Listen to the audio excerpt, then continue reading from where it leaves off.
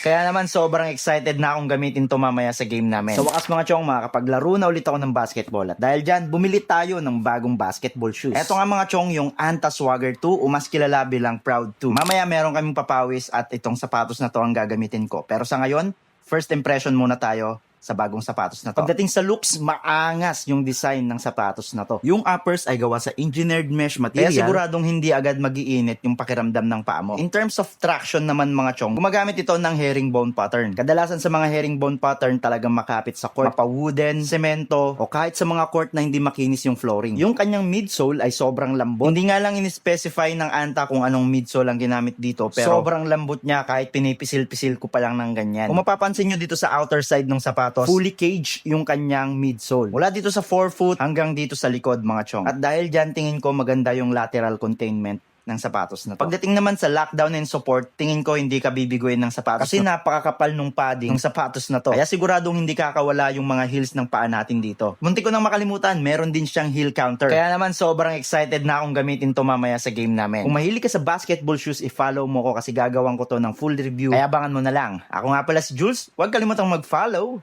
Bye-bye!